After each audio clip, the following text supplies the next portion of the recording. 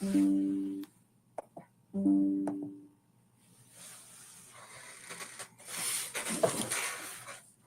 afternoon. Welcome to The Big Show. The Big Show comes at you every single day.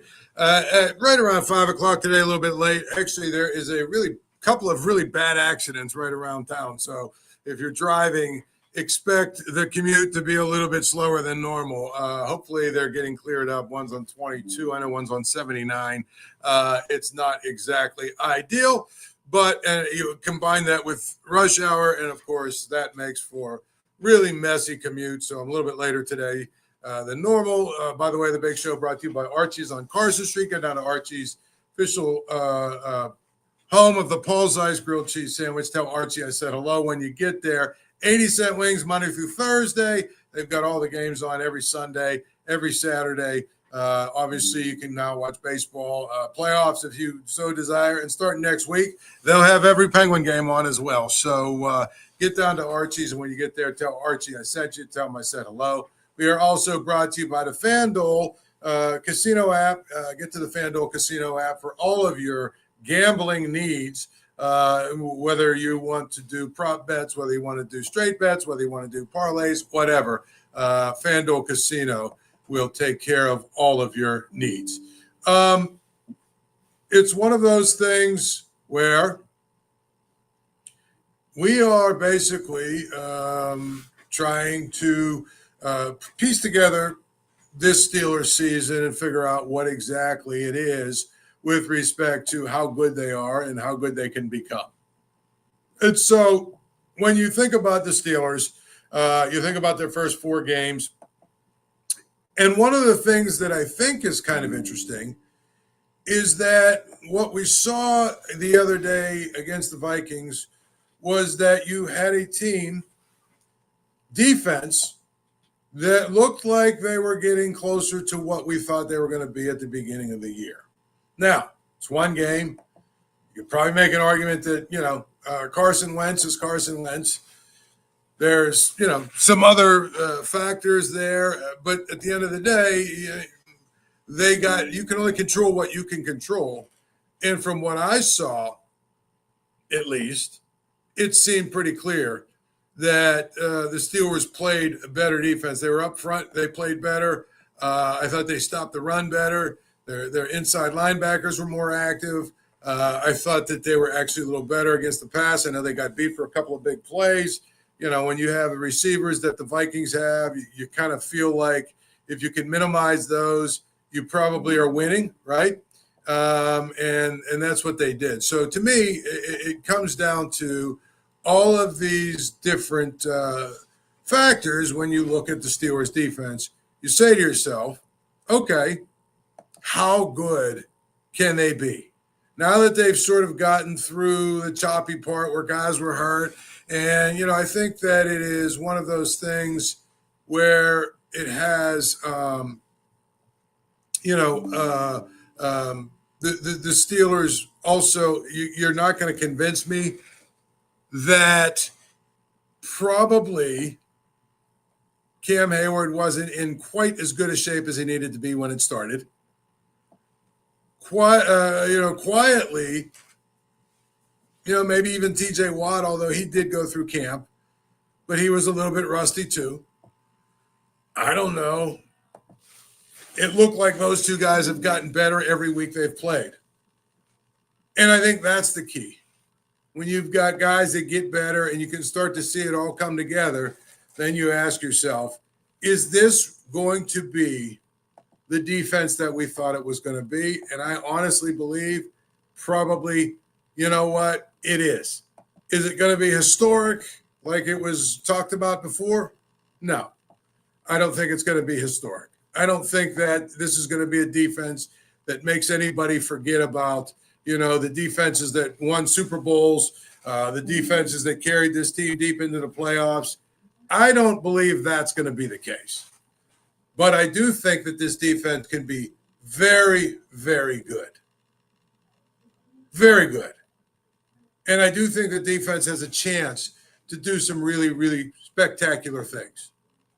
And I think that is what we are really focused on, which is basically, I think, how good can this defense be? Again, I look at the defense. I've said before, I say it again many times.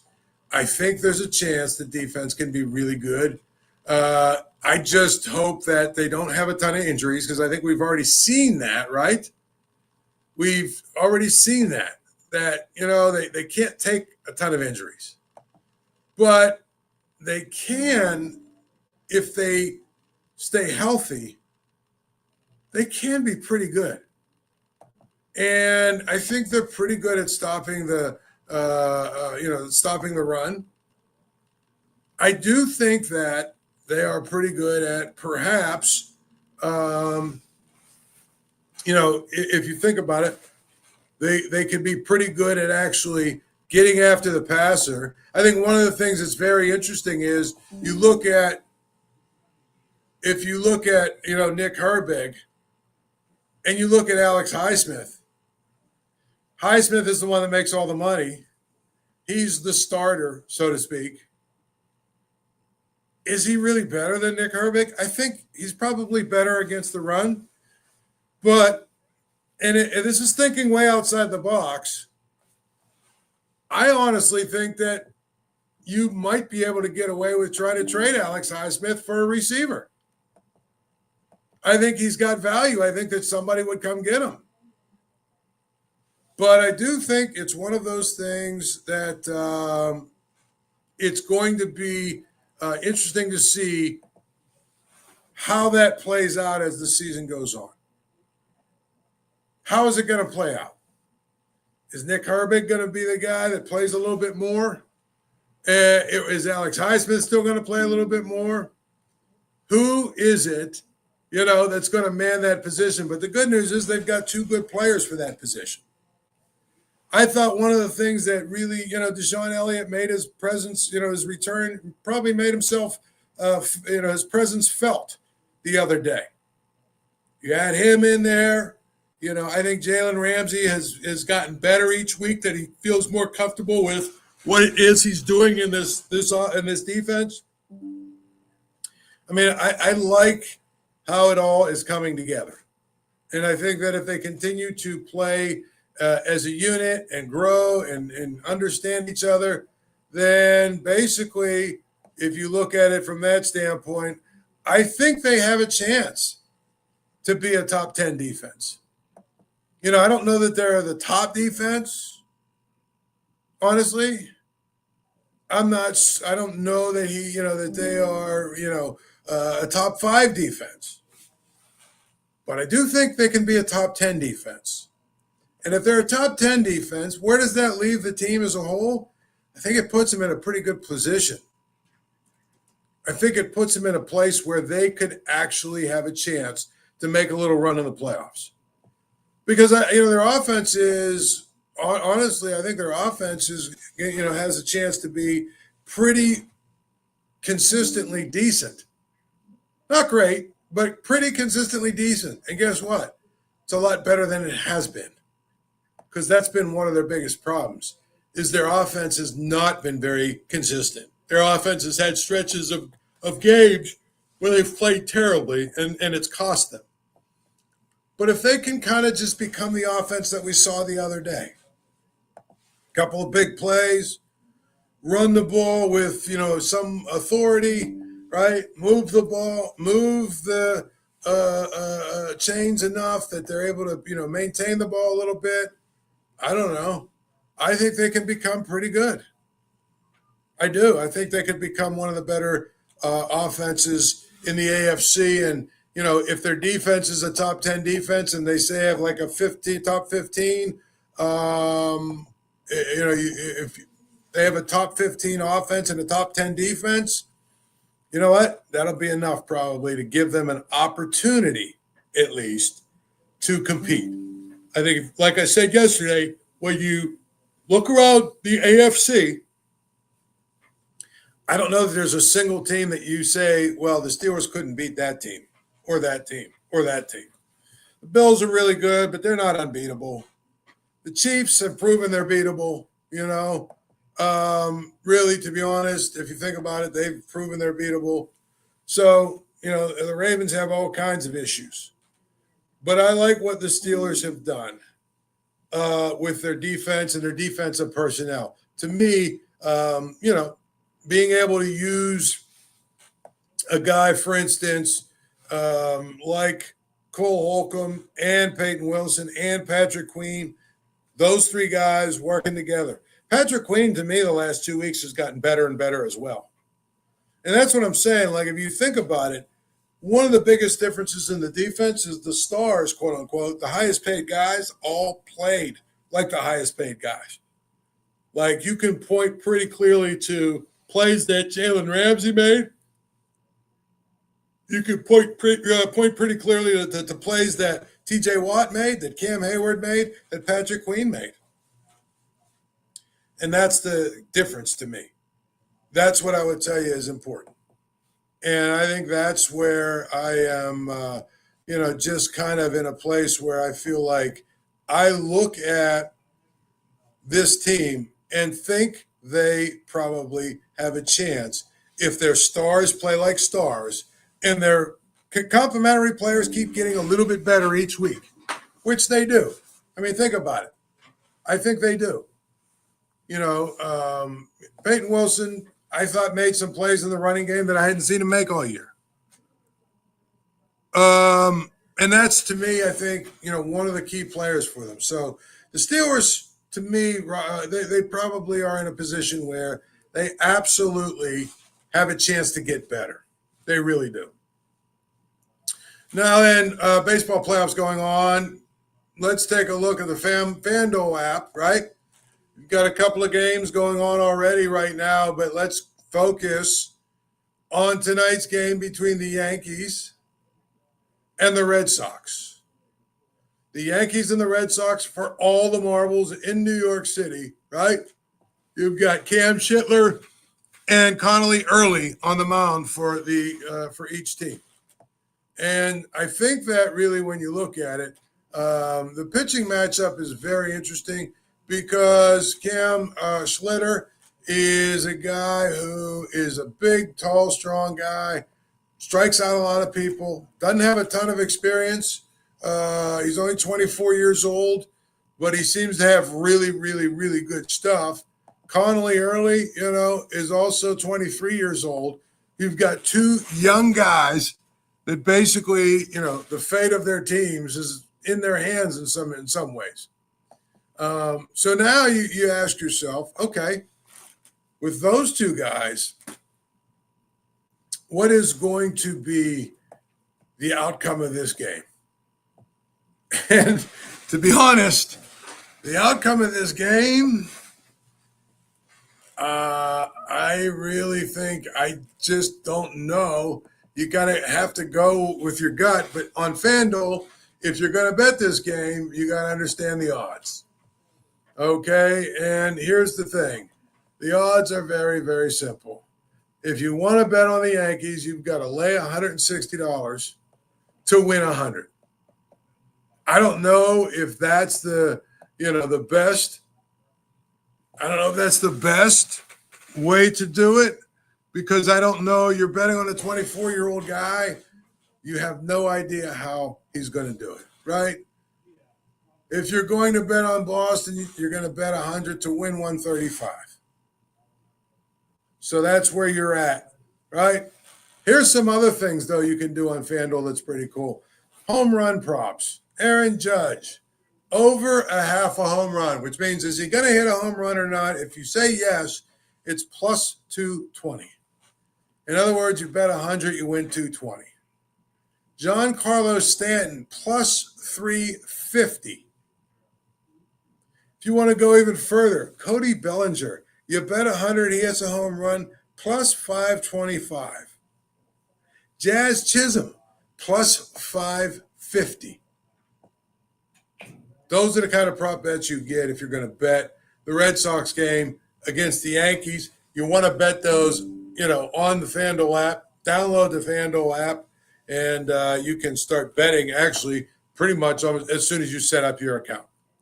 So if you want to bet on your baseball, there is probably some good advice, because that's the game that you can bet tonight at 8 o'clock. Other games going, obviously, right now, the Cubs are up 1-0 on the Padres, and that's an elimination game. And also the Tigers are up 6-1 on the Guardians. The Guardians are facing elimination, as and it's in Cleveland. So they're facing elimination in their own building. But those are the games that are going on. In general, to me, I'm looking at these playoffs so far, and they have been a little bit underwhelming. The Dodgers destroyed the Reds. But I think now it's going to be interesting, because the Dodgers will play the Phillies, and the Brewers will get the winner of the Cubs and the Padres.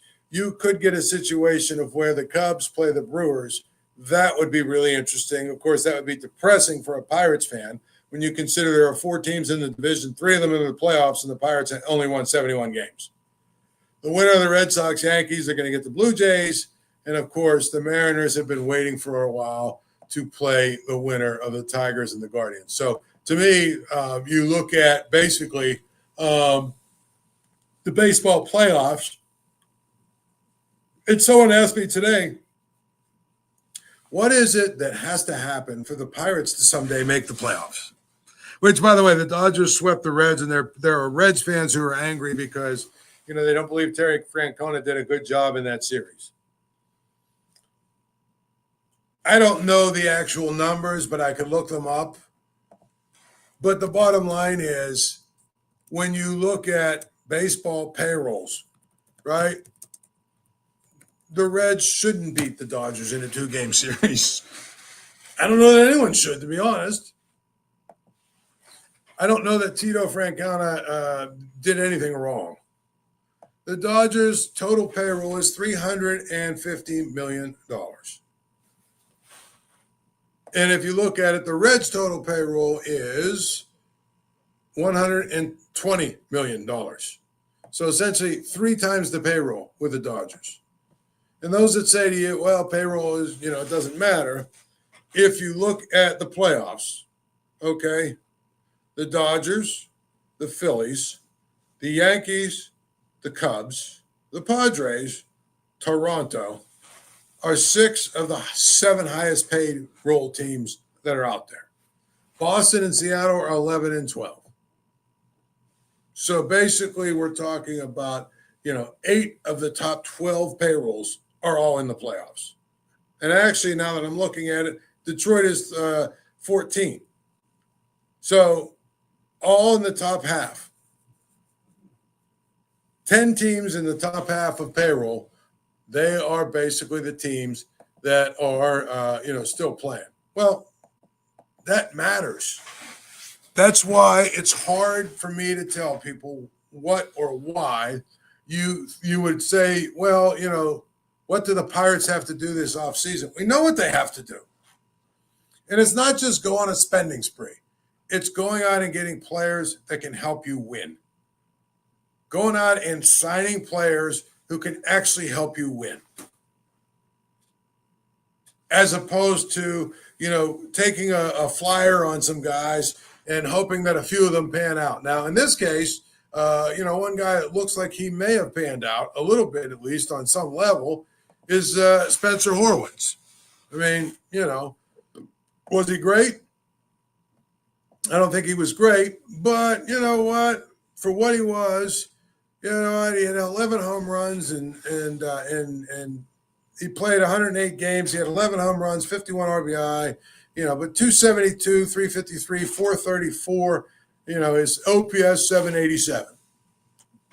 So he was actually a functional, usable, actual player that you can win games with. Period. That's what you're looking for when it comes to all of these questions about players. That's what you're always looking for. You want a guy that can help you win games.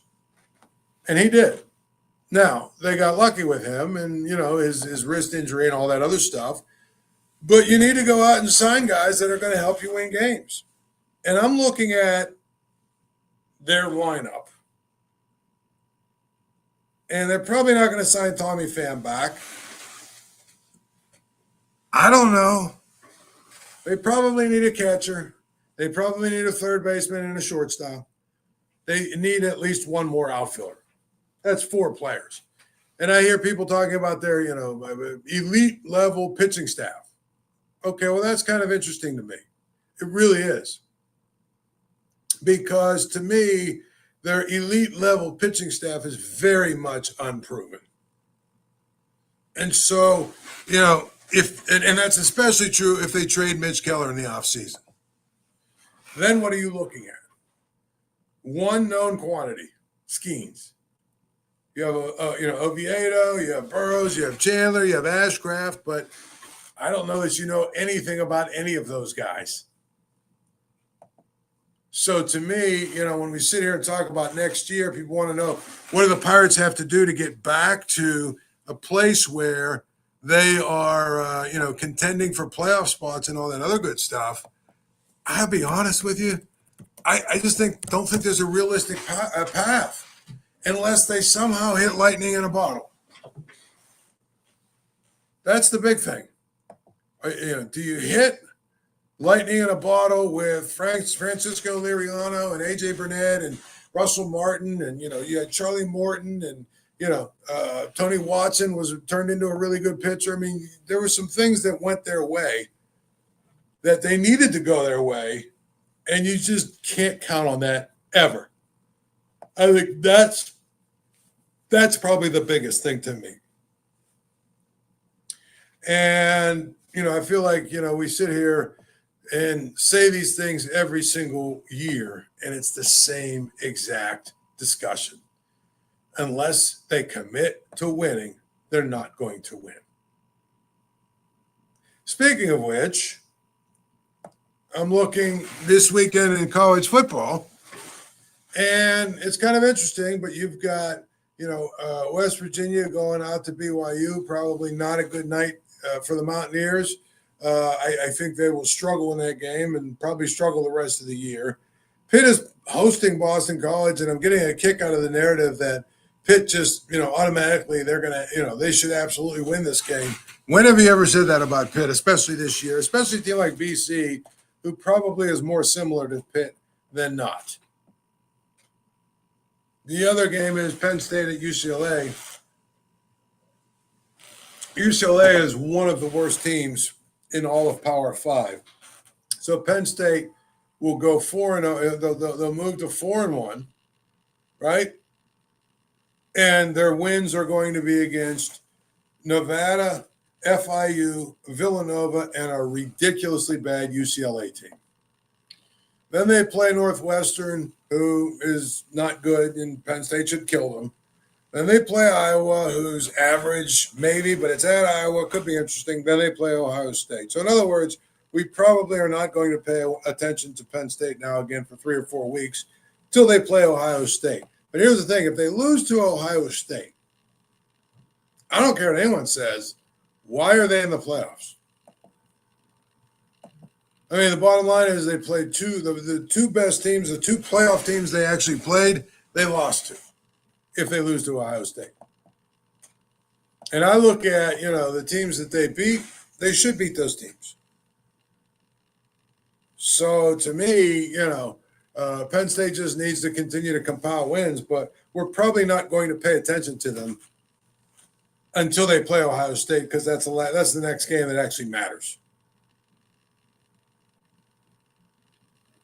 By the way, the game is always on at Archie's. Get down to Archie's on Carson Street. Archie's, home of 80-cent wings, Monday through Thursday. Home of the Paul Zeise grilled cheese sandwich. So get down to Archie's. He's got all the games on Saturdays and Sundays. He's got games throughout the week. The Penguins start up next week. You've got baseball playoffs. There's plenty to watch at Archie's, and you also want to make sure you take advantage of the really good food and good drinks that you will have at Archie's, and good atmosphere as well. So if you get there, tell Archie I said hello. Disturbing trend in the WPIAL of athletic directors / superintendents sending letters to their upcoming football opponents, basically asking for mercy. Really, you can't make this up. You can't make this up. I mean, are we this soft and ridiculous that now we're going to try and take away the essence of competition in high school sports? It's not a safety issue, so please stop. Here's the thing, stop. I'd rather you just say, well, we don't want our kids to get killed and get demoralized, and we just feel like playing you is not going to do anything good for any of them. It's a bad situation. We just don't want to play you. But don't come up with some nonsense about safety. Don't come up with some nonsense about, we've got players that are hurt, blah, blah, blah. And then Fox Chapel, they took it one step further. They've created what they think would be the perfect system to put teams together, to group them together, not by enrollment, but by how much they win and how many players they have on their football team and all this other stuff. Could you imagine that? I mean, there would be teams, and there would be teams who probably would then say, okay, here's what we're going to do. We are going to basically eliminate about 3 players to get under the threshold, right, on our football team. Even though we got, 1,000 kids in school, we're going to make it seem like we only got 40 on the football team. That's how they do things. It's exactly how they do things. And it's absolutely ridiculous. And so I feel like it's one of those situations where this is a slippery slope. But if you're sending out emails, honestly, to other schools asking for mercy for your football team, maybe you just need to get rid of your football team. If you're sending out asking for mercy, asking for, the games to be shortened or whatever, maybe, just maybe, you need to get rid of your football team. Maybe you shouldn't be in the business of playing football at all, in fact. That's just my personal opinion. Because, this is silly. And I've never seen or heard of this until this year. And I think this is about the 4th case of it is going to be, where one team one team does something and now all of a sudden everybody else seems to be empowered to do it. Was it Fox Chapel? I think was the one that asked Pine Richland to go easy on them. And, there are people that are upset basically saying that, well, this was a private conversation, shouldn't have been public. It shouldn't have been a conversation, period. Just like, when Shadyside pulled that silliness where they decided they were going to forfeit because they didn't want to play Claret. Well, we know why they didn't want to play Claret. But just take your ass kicking like a man. But more importantly, we don't want our kids to ever feel any discomfort at all. No adversity, no discomfort. We just want them to basically be in a situation where everything is always taken care of and we pat them on the head and tell them how great they are. It's something that is really kind of interesting how this has all come about. But to me, it's not good. Interesting is not good. And I feel like there has to be some pushback here. And it should come from the WPIAL, who says basically, no, you're going to play the games as scheduled. Or we're going to, or you can leave the WPIAL. What was it? Albert Gallatin and Butler, I think, both left the WPIAL or something, and basically just play an independent football schedule so they can, schedule teams they have a chance to be competitive against. Go do that. Go do that. And I think that's, to me, what, the WPIAL should do with some of these teams is, listen, if you forfeit a game, we're going to fine you. If you shorten a game needlessly, we're going to fine you. We might even revoke your ability to be a WPIAL member. That would stop it really quick. But again, I just don't understand it. Don't get why this has become a thing. But again, I'm old, I'm crotchety, and so maybe it's not supposed to be for me to figure it out. At any rate, we are going to do this again one more time tomorrow. Till then, enjoy your night. Thank you for checking out this content from Post-Gazette Sports. If you watch this video on YouTube, please like the video and subscribe to our channel. For all of the sports coverage the Post-Gazette has to offer, visit post-gazette.com.